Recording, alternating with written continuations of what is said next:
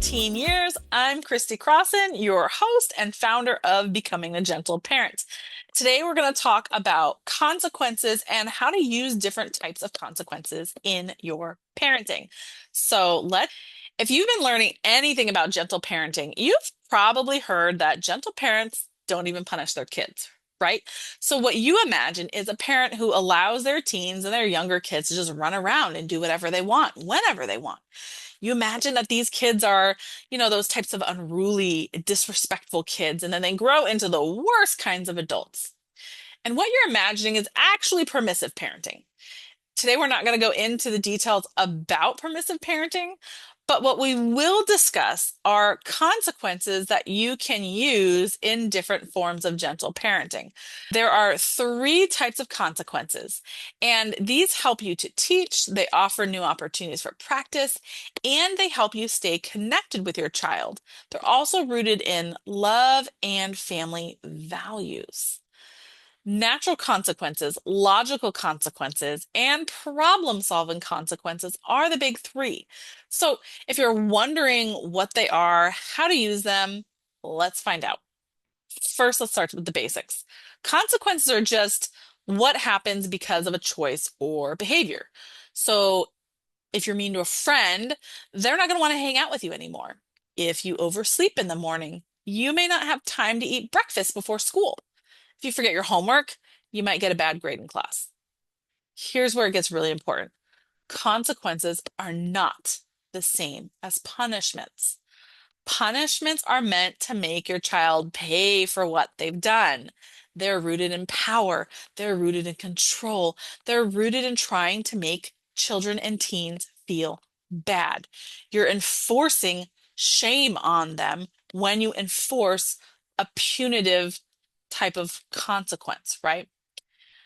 Consequences, though, on the other hand, when we're talking about true consequences, when they're done well, they are actually there to help children and teens learn and grow. So, in gentle parenting, the focus is not on getting obedience using fear tactics and threats, right? It's on skill building through connection. And as I've mentioned in some of my other videos, right, connection is that key to everything we do as a parent, right? Consequences are one of the tools we use to help our teens take responsibility for their actions in a way that's emotionally safe and developmentally appropriate. So let's start off with the easiest type of consequence to understand, and these are natural consequences. These are going to happen all on their own. You don't have to step in, you don't have to say anything, you don't have to do anything for a natural consequence, right? Your child forgets their water bottle, they get thirsty. Your teen leaves their project till the last minute. They feel stressed, maybe they get a lower grade. Your teen forgets to set an alarm in the morning and they get a tardy for the day at school, right? Natural consequences work really, really well when the result is safe, manageable, and not traumatizing, right? That's really the key with natural consequences. So, yes, they forgot their lunch, but no, we're not necessarily going to let them go hungry until dinner to teach them a lesson. We might offer them a meal when they get home. If we pick them up from school, we might have their lunch in the car with us for them to eat, right? We might even drop some cash into their school lunch account when they reach out. There is some balance here, right? It's not a truly like, well, whatever, you get to just deal with all the consequences, right? We have to remember that there is still an aspect of kindness and compassion and gentleness here when you're implementing or allowing for this type of consequence for a certain behavior and action. So what's powerful about natural consequences, they're not going to involve nagging. You're not going to have to nag them. You're not going to have to lecture them, right? The world gets to be their teacher. And that's really effective, especially when the emotional stakes are low, the outcome is clear. Of course, you know your teen best and when these natural consequences would be best used. And so that's up to you to decide. Next up, logical consequences.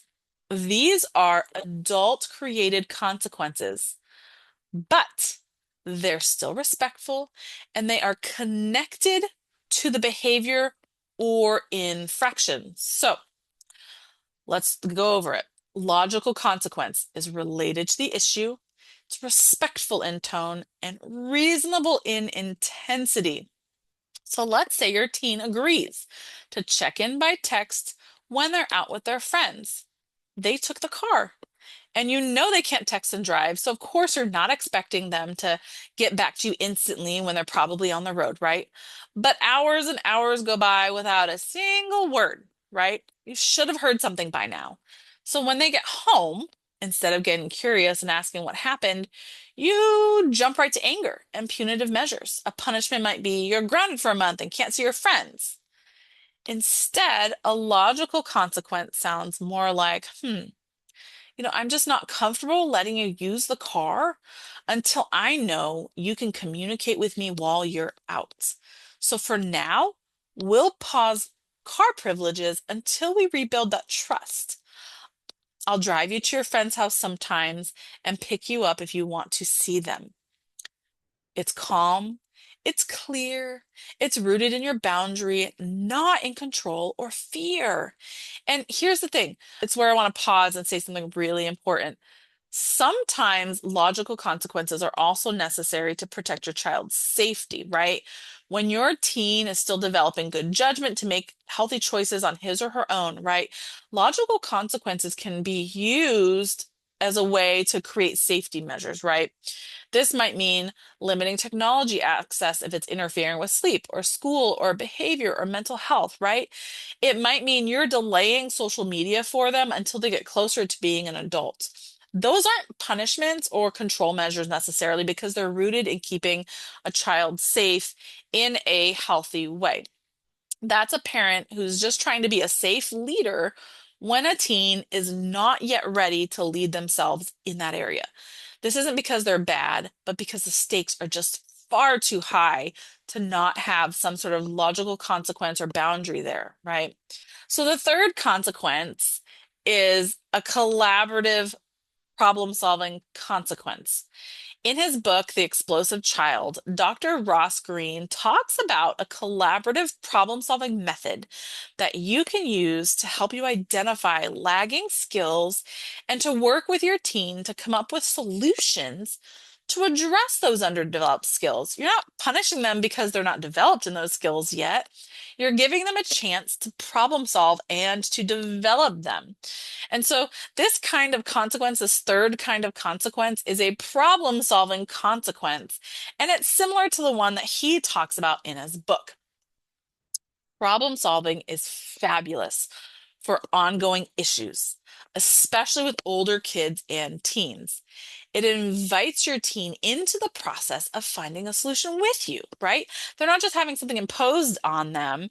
You're actually going to them and talking to them about, hey, here's what's going on. Let's come up with a solution to fix this problem together, right? You're going to name the issue first and foremost. You've been missing the bus a lot lately. You're going to invite their voice. What's making mornings feel so rushed for you? You're going to brainstorm things together and give them a chance to come up with a solution first. What can we try that might help you get on the bus in the morning? Make a plan together and then check in. Let's test this out for a week. Let's see how it goes, right? This consequence isn't about fixing the behavior immediately. Instead, it's about recognizing your child needs help getting some real life skills.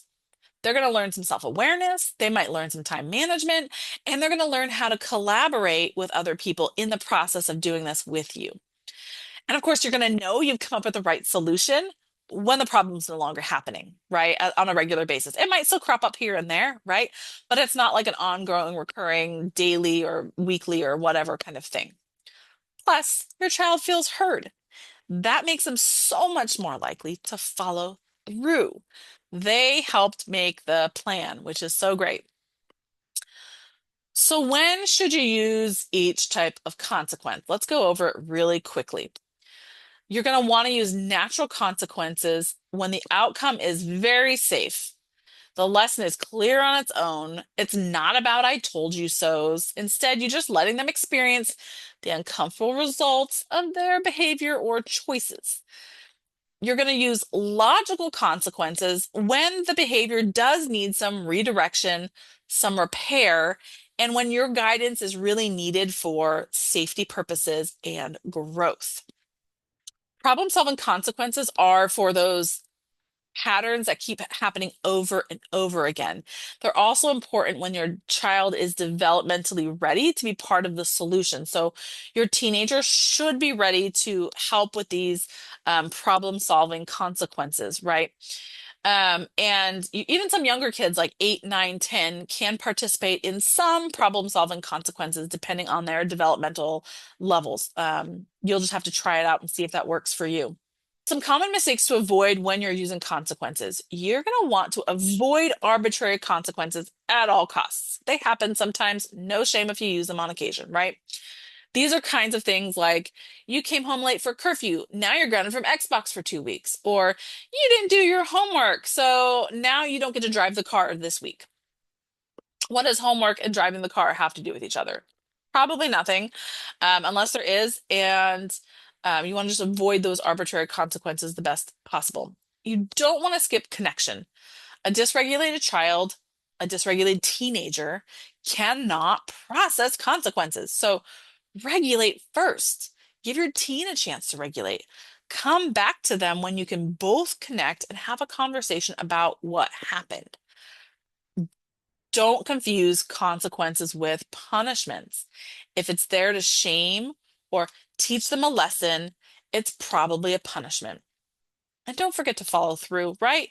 Boundaries do need consistency even when they're gentle. And so these consequences are a form of boundary setting and holding boundaries. And it's important that you really follow through. So if you say they can't drive themselves to their friend's house anymore for the next week, but you did say they could go there and you're going to bring them, don't let them run off with the keys because you don't feel like following through, right? It's important that you hop in the car and drive them and then go back and pick them up later if that's what you said you were going to do. And then, most importantly, of course, remember this. Consequences are not there to control your teen. They're there to help you guide them. They're part of the long game of helping our teens and our kids become the kinds of humans who can think, who can repair, and who can self-regulate. So if you're there feeling stuck between I don't want to punish and I still need to do something, you're not alone. So, using a variety of consequences when paired with connection can give your home the structure it needs without becoming a place of punishment. Have you tried any of these types of consequences in your home? Let me know in the comments what was the outcome. And make sure to like, subscribe, and share. You've got this. Truly.